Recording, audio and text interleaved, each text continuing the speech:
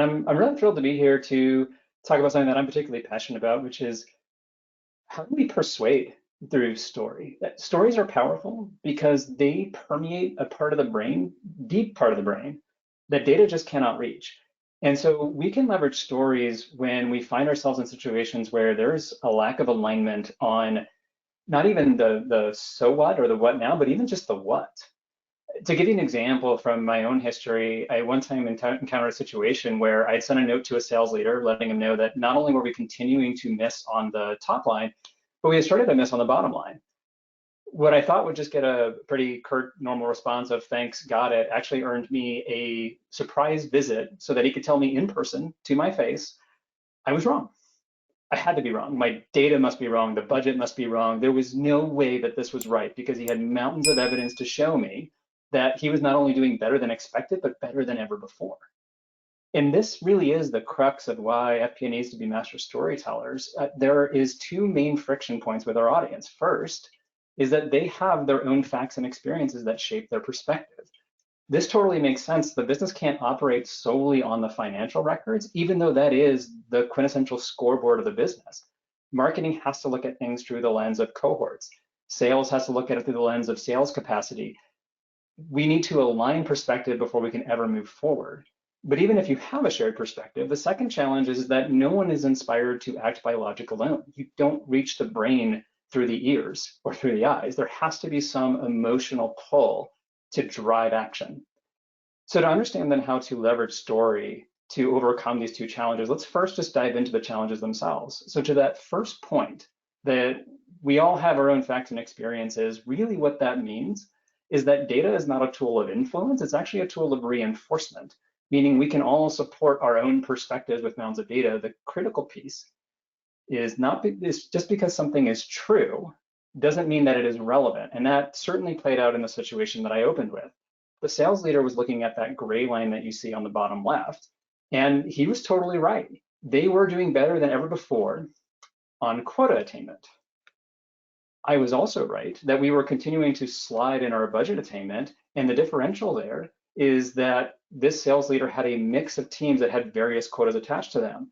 So what had happened was he had started to staff teams more than we had expected that had lower quotas, such that if you're looking at percentage of attainment, that can go up, but your overall delivery would go down. The lesson here is twofold. First, we can't rely on data alone to set the scene because, again, everyone has their own sets of data. It's like bringing everyone into a theater and not directing them to look towards the stage. Of course, everyone's going to walk out and say, boy, that show wasn't very good because half of them weren't looking in the direction of where the action was happening. But secondarily, this highlights our role in FP&A as translators. We speak not only the language of the overarching business, but also of each individual silo. And so the way to create an aligned perspective is to start with where people are and then bring them up to where they need to be. In this instance, highlighting this disconnect for the sales leader and explaining how the staffing could actually impact this disconnect. That all being said, even if you have this shared perspective, there's still the challenge of logic alone does not inspire action. In Jonathan Haidt's book, The Happiness Hypothesis, he talks about this analogy of we have two minds. There's an emotional mind, which he equates to an elephant. Big, lumbering, driven, can go through any obstacle, but also stubborn. We also have a logical mind, a rider on top of the elephant who has a great vantage point, can see the entire landscape, can see where we want to go, and can plot a path to get there. But there's a size differential, and that rider can only exert so much effort upon the elephant to get there. This is a helpful framework as we think about trying to influence, because oftentimes in FP&A, we find ourselves just appealing to one or the other, but rarely both. And there's a helpful way of thinking about how you know which camp you're in. If you see what you perceive to be laziness, meaning you go in, you give your presentation, you do your what, your so what, your what now, everyone nods their heads, and you walk out and nothing happens, likely what occurred is you appealed to the writer, that's the nodding head, but there wasn't enough emotional pull to create the action needed to get to that resolution. On the other hand, if you walk away and you see a flurry of action but no progress, likely what you did is you created that emotional resonance. Everyone realizes that that is an objective worth chasing, but there wasn't enough clarity so that everyone is chasing the same goal. Taking it back to the example that I was talking about with the sales leader then, it wasn't enough just to lay out, hey, we have this disconnect between quota and budget, but we also then had to walk through how do we ultimately drive this? Because if you start messing with people's quotas or targets or compensation, you break trust. And one of the most important things a sales leader has is the trust of his team. So we had to then devise a way to overcome this challenge by saying, all right, how do you maintain the trust, not break all the celebration you've done up until this point, but then build a bridge that says, now how do you start to close the gap to budget? This then kind of creates the framework of how do you think about story in a persuasive environment. You start with that subject, the S of story.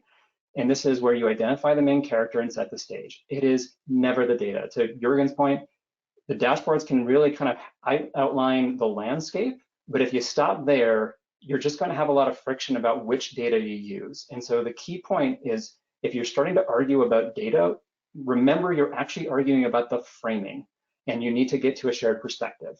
Once you're there, you can start to appeal to the elephant and that emotional resonance by highlighting this tension that exists between what we want or the treasure and what's in the way or the obstacle.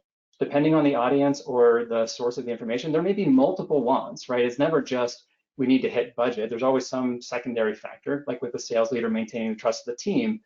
But the more you're able to address those things, the easier it is for this story to resonate and permeate that deeper part of your brain. Think about any good story. There is that tension between these two things. Little Red Riding Hood is not memorable if there's never a big bad wolf in between her and the grandmother. But it doesn't stop there, because even when you get to the inspired action, the important thing about stories is they help us to have a framework of how to tackle the next problem. So you want to make sure you cap off the story either in the moment or down the road with some sort of postmortem that says, did we learn the right lesson? Does it tie back to a why of why we do these things? And this will help us really tackle the next challenge. Using my example of the sales leader, we're always messing with commission structures. So it's helpful to understand what's the best way to do that and what works and doesn't, so that the next time it comes up, it's not a terrifying endeavor. It doesn't require a lot of effort to bring the elephant and rider along.